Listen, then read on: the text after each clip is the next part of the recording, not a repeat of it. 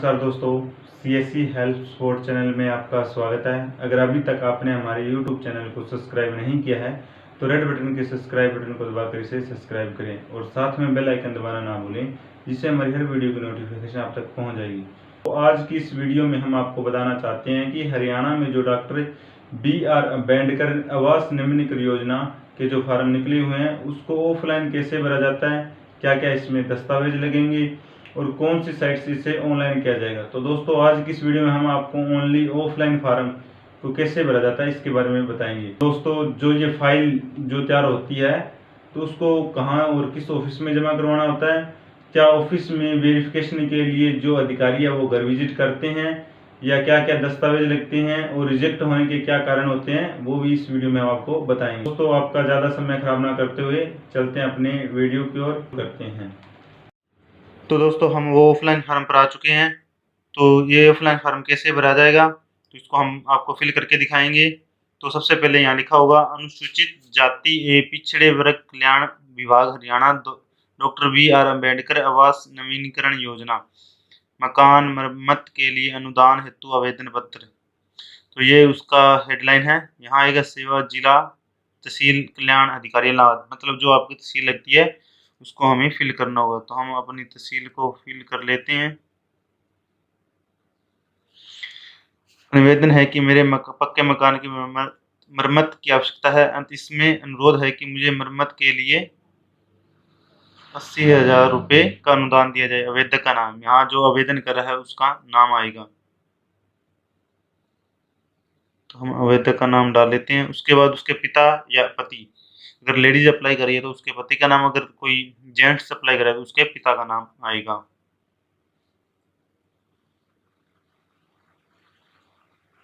उसके बाद परिवार के मुखिया का नाम, अगर वो परिवार का मुखिया खुद है तो अपना नाम डाल सकता है, अदरवाइज अपने परिवार के मुखिया का नाम डालेगा। उसके बाद अपनी जाति भी यहाँ डालनी पड़ेगी।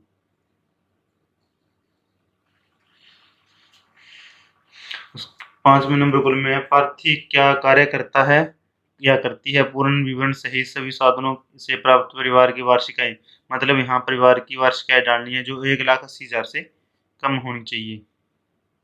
हमने 1 लाख डाल दी है।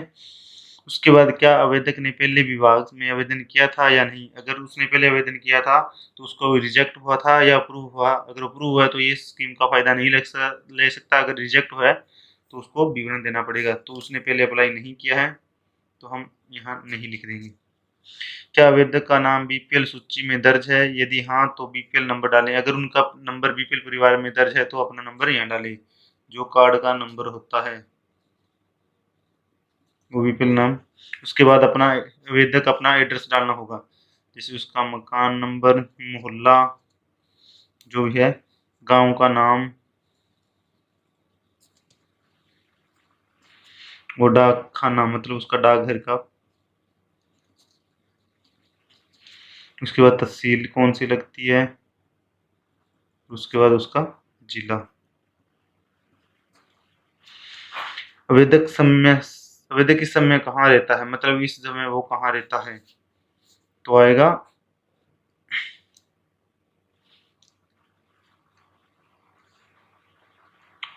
आवेदक इस समय कहाँ रहता है।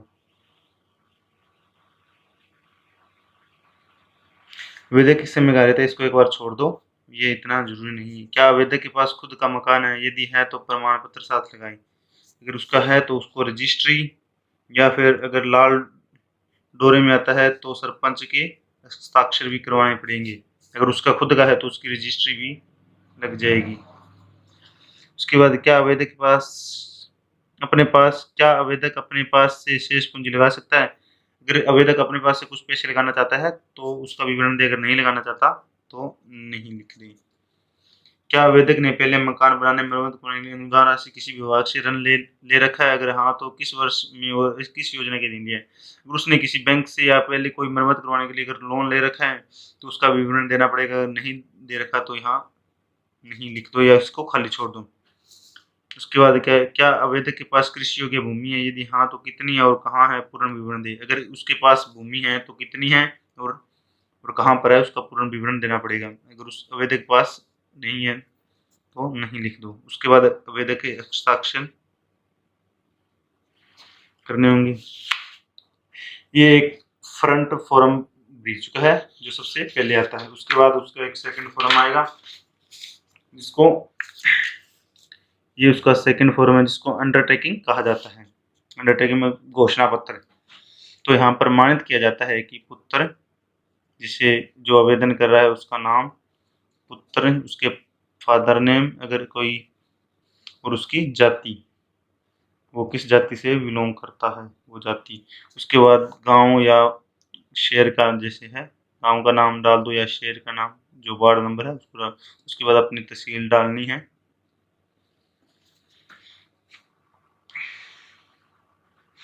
तो यहाँ वो लिख देगा इस गांव में, इसके बाद इसके गांव, इसके पास गांव, शहर, वार्ड मतलब गांव तलवाड़ा खुर्द में खस्ता हालत में अपना मकान है जो कि मरम्मत हो गई। इस घर में टॉयलेट भी है कि खस्ता हालत में है। उसका बीपीएल राशन कार्ड है। इसने पिछले 10 वर्ष से किसी भी विभाग से मकान निर्माण मुरम्मत का कोई भी अनुदान राशि नहीं लिया है, जिससे हम स्वयं जिम्मेदार हैं। तो यहाँ पर प्रार्थी अपने हस्ताक्षर करेगा और प्रार्थी का जैसे डिटेल आएगी, उसका नाम, उसका फादर नेम, उसकी जाति, उसका पूरा पता,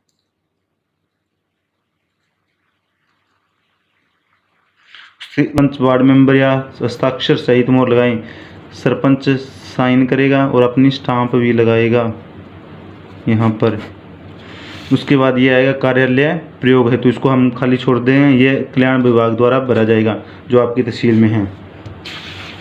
उसके बाद ये लास्ट फॉर्म आएगा जो कि राजमिस्त्री या जो मिस्त्री आपने लगा रखा है उसके हस्ताक्षर होंगे। तो यहाँ प्रार्थी का नाम आएगा, उसके फादर नेम, प्रार्थी का फादर नेम आएगा, उसके बाद उसकी जाति, उसके बाद बीपीएल नंबर जो भी है उसका,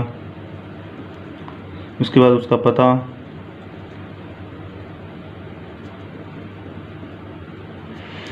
मकान में मरम्मत के लिए निम्न प्रकार से अनुमानित खर्चा मतलब उसका कितना खर्चा लगेगा।